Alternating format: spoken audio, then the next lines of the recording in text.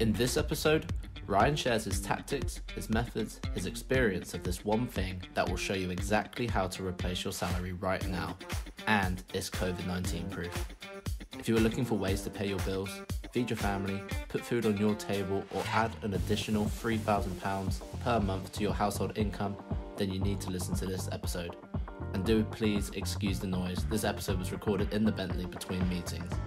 Visit www.propertycrashcourse.com to learn more. It's 100% free. Hey podcasters, I hope everybody is good. Where are we today? 2nd of December. And what does that mean? It means the UK lockdown is getting lifted today. So it's a milestone, day basically. But of course it is being lifted, and then there is some tears, which all of you guys know about. Obviously tears, not tears. Then again, there will be tears for some people, but tears as in stages like 1, 2, 3, 4, with the restrictions that come with it. Anyway, I'm not going to bore you with that crap. You guys know all about that because it's dominating the media. Okay, so while all that is dominating the media, there's lots of money-making opportunities all around us. Now, many of you guys listen to this podcast will understand that this is about business, money, and just some ramblings on about life and things that we're doing in my company. But the main core of this is about business, money, entrepreneurship. Okay, so I just want to get into a tactic, a strategy, an investment method, a vehicle that's working for us right now, but also what you need to avoid at the same time so you don't get left holding the baby, you could say, or holding, paying the rent and premiums on a problem property which you can't find tenants for, which costs you money and doesn't actually make you money. Okay, so I want to talk to you about HMOs. How to make money in HMOs. HMOs, okay? Now, just for a very, very, very quick, brief analogy of what they are, or explanation of what they are. It's a property that you can rent the rooms legally and ethically and with consent from the council and all the regulations and everything else, that you can rent a room to an individual who shares facilities in the house, okay? Now, let me give an example. Some of you guys may be thinking, why would I want to do that? Why would I want to have 5, 6, 7, 8, 9, 10 tenants instead of one? And it's because of money. Let me give you an example. Just while I'm sipping my coffee from this plastic beaker. Okay, let me give you an example. Now, I bought a house, let me think now, maybe 20 years ago, nearly 20 years ago, about 19 years ago. I've still got that house now. I still own that house. It's never been sold, which will probably explain I've never actually been bankrupt. So, all the crap that your competitors say over the years, when your company's rising and scaling and, doing well and, more or less taking some of their business or even putting them out of business or embarrassing them, because they're supposed to be experts in what they do, and then my company a long time ago has obviously got the momentum and surpassed them on all levels.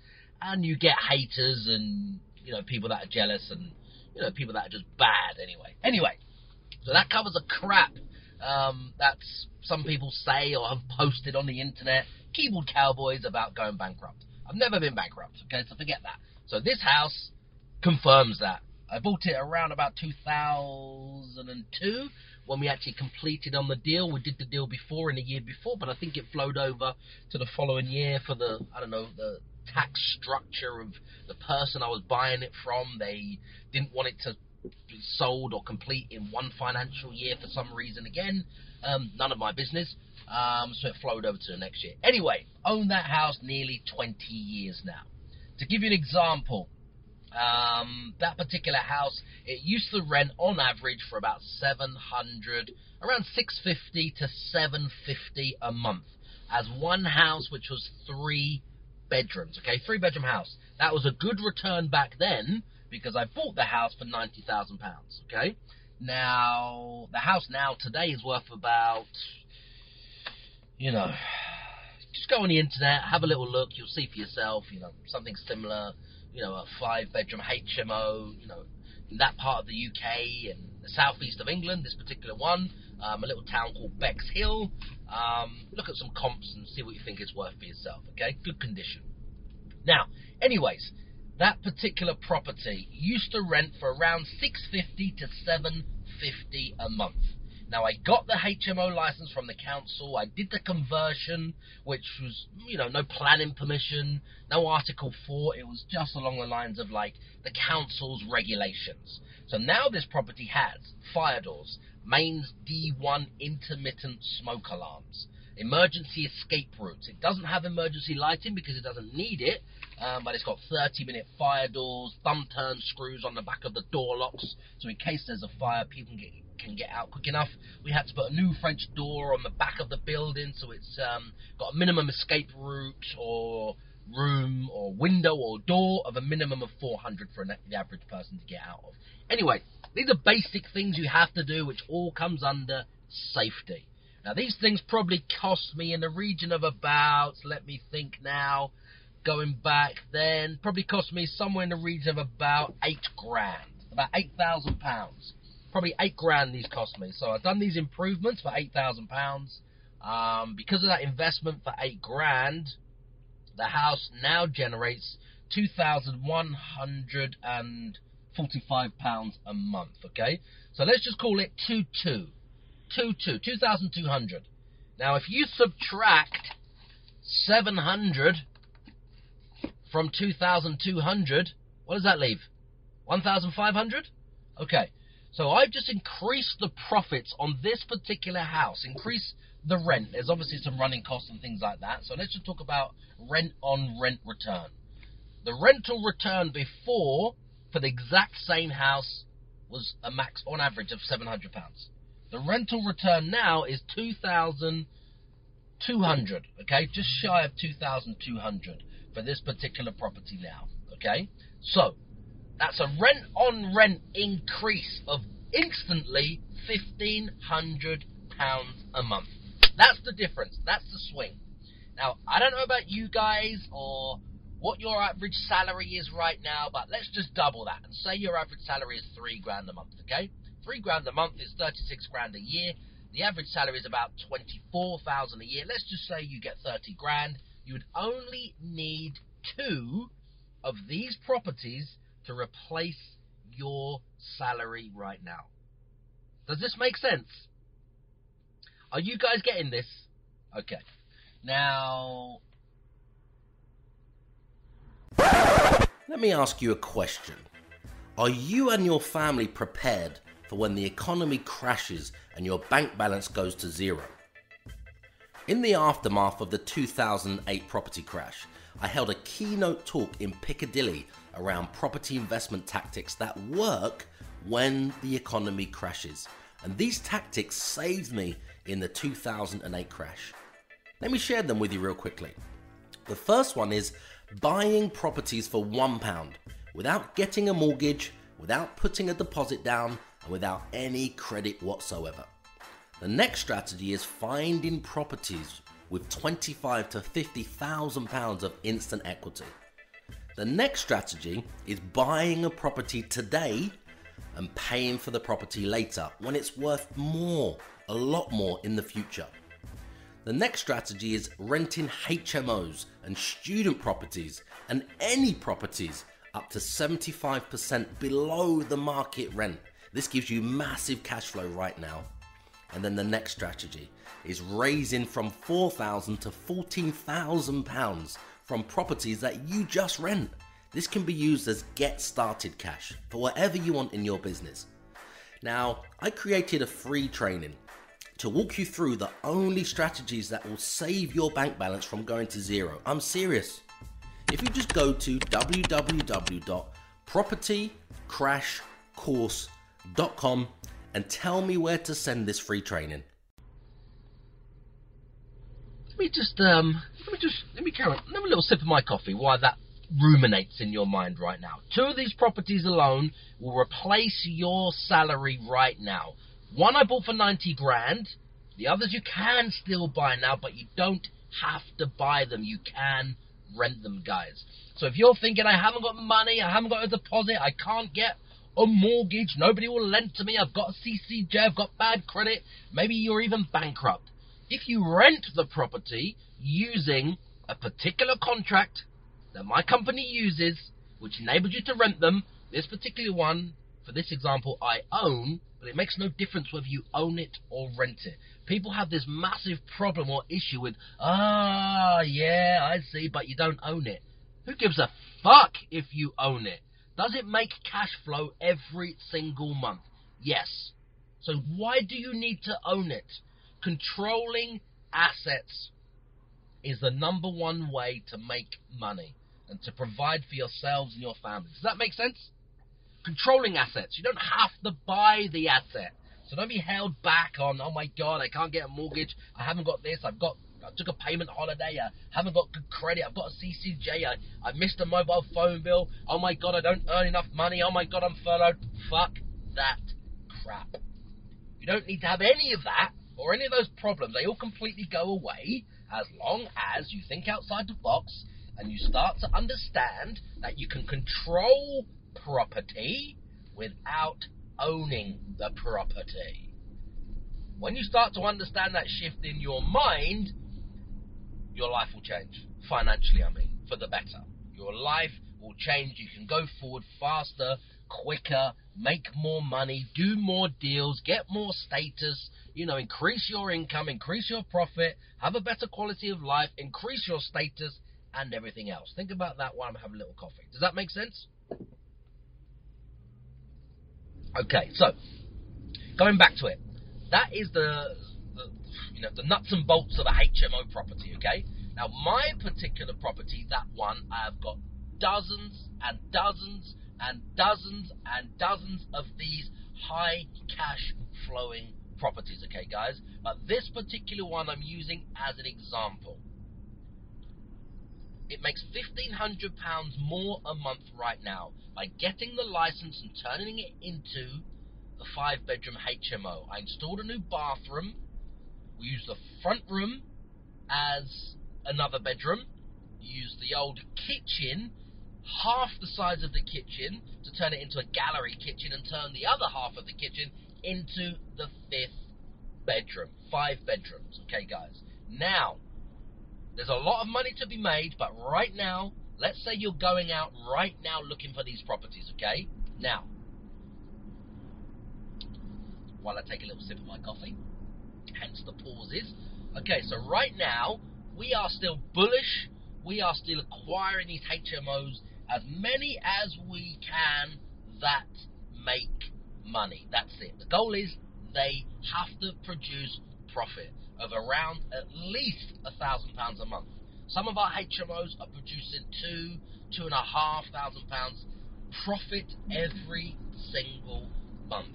Many of those we don't even buy. We just rent them or lease them, okay? Ethically, with the right clauses in the agreement, with the right consent. Very simple.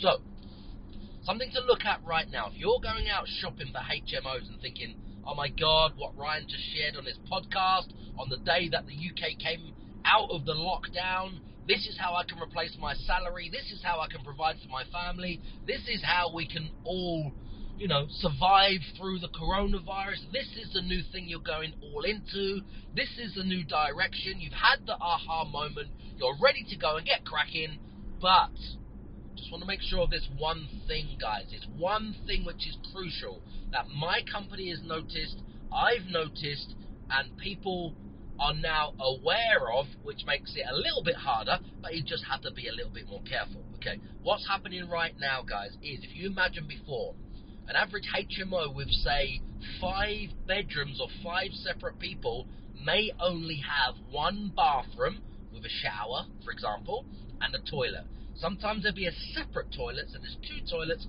1 bathroom. That was okay up until March 2020. Now, why is that not okay now in December 2020? Because coronavirus.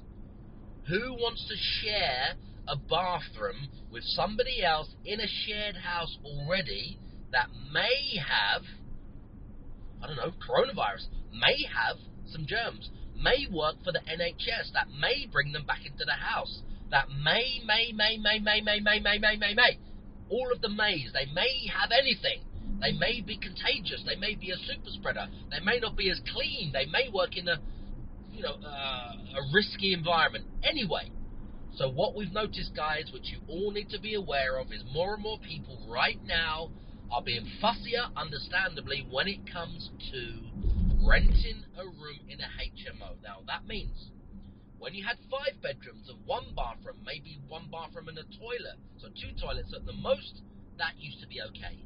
Now, if you can't give everybody an ensuite, it makes it harder to sell.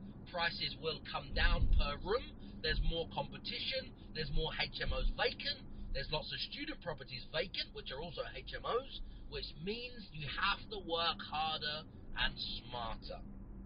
Now, instead of reducing your prices for the rooms and having a race to the bottom, how about increasing your prices, but thinking about this in a different way? Instead of reducing your prices to keep your prices where they are to get the rates you used to get, or just a little bit more money, you need to make sure, if you're out renting HMOs, leasing HMOs, doing rent-to-rents or guaranteed rent or rent arbitrage, whatever you want to call it, or whatever the buzzword is, which is very simple. You're not buying it, you're paying rent on it, and you're allowed to re-let it to somebody else.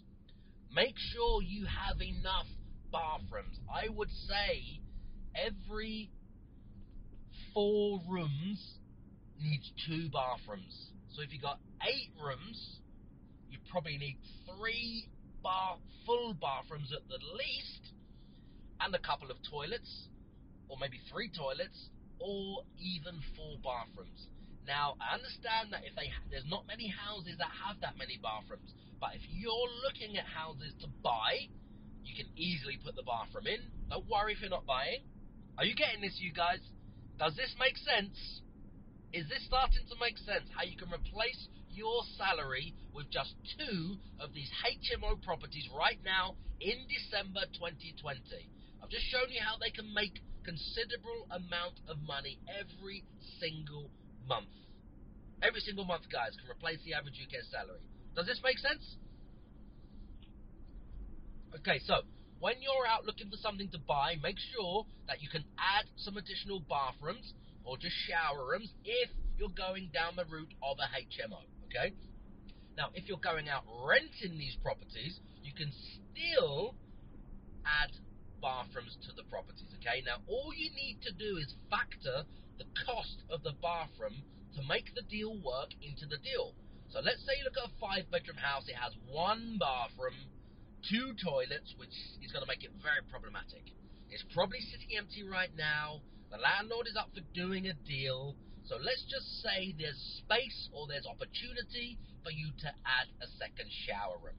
It doesn't cost that much to chuck a shower tray, a shower screen, or even a shower curtain somewhere else in the property, in a cupboard, or somewhere where there is the space, guys, okay? It doesn't cost a fortune to do this. Let's just say it costs £2,000. Let's just say it costs £2,000. If it costs £2,000, but you save £100 a month on the rent, which is £1,200 a year, let's say you have a 3-year lease or rental agreement, that's £3,600 that comes back because you put a bathroom in that's cost you £2,000 net, but you sold it for £3,600 by just paying £100 less a month. Now, I would advise you to structure deals in this way, because over the term of the agreement, you're going to get nearly 100% more money back from your investment. Now, if you go to the bank and put your money in the bank, what are you going to get? I don't know, 1%, 2%, maybe even 3%, even if it's 5%. Forget that crap. I've just shown you a way to get around about 95% return on your money on a separate thing of another way of generating money inside a property that you rent that is already generating money. So there's 2 streams, 2 income streams I've just shared with you there. How many of you guys think that you could, or that you couldn't, negotiate with a landlord and say, look, the property's empty, look, it's got 5, 6 rooms, look, you've got 1 bathroom, 1 toilet, look, it's coronavirus, now look at this, I propose, I get some builders in, they put the bathroom in the property, etc. I'll pay all the costs now, and then I will want 100, 200, 300 pounds reduction on the rent to pay that off over the period and to take the property now. That's sitting empty, that's costing you money, so you actually make more money by renting it to me today, so you have no voids. What do you think about that? There's lots of ways you can make money in property right now, guys. This is one tactic I'm sharing with you about HMOs that you can go and rent and pay a lower market rent. You can re-rent them, sublet them per room for a higher market rent, guys. Now, I hope you get some value from this episode. I would love to hear your thoughts. Just hit me up anywhere on social. Send me a message on LinkedIn if you get any value from these episodes. Send me a direct message on Twitter if you get any value. Leave a comment below our, what's it called? Lip Sync podcast page online. Just type the podcast in. Leave me a review on Apple Podcasts. Wherever you see this podcast, just let me know your thoughts. I'd also love to help you guys with whatever you're doing and answer some questions with whatever you're trying to do. So make sure you hit me up on social. I'd love to hear your thoughts. I hope you get some value from these episodes. He's a #1 Amazon bestseller. He's an NLP manipulator. He's a property course seller. He's a Lamborghini driving multi-millionaire property guru. Forget that same old boring I am me narcissistic podcast format, because nobody gives a fuck. This podcast is all about you.